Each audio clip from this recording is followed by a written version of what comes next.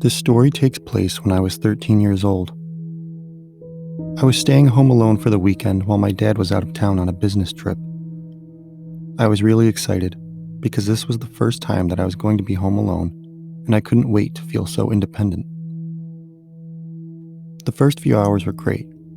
I played video games with the volume turned all the way up. I guzzled a bunch of soda and ate half my body weight in junk food. It was autumn, so it was starting to get dark out pretty early. I put on my shorts and sweatshirt and headed up to my room to watch TV. After about 45 minutes, I went down to the kitchen to grab something to eat. I had made a frozen pizza earlier, so I was planning on eating the rest of that. When I got to the kitchen, though, there was no longer any pizza on the counter.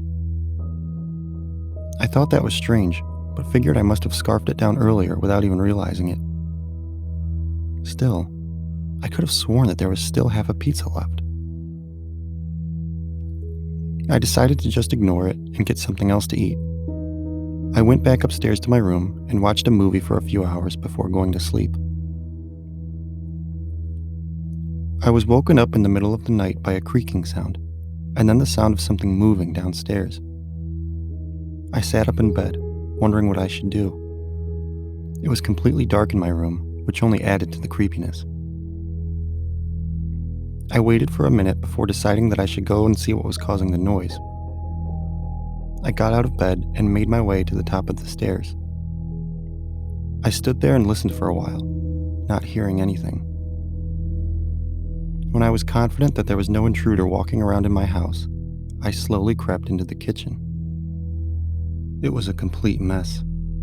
The fridge doors were wide open, food was missing, some of the cupboard doors were open as well, and the window next to the sink was unlatched. I called my dad to tell him what happened. He told me to go upstairs and lock myself in my bedroom and to call the police.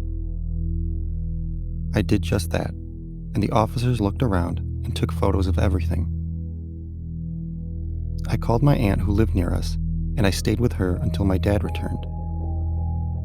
I still don't know who or what was in my house that night when I was home alone.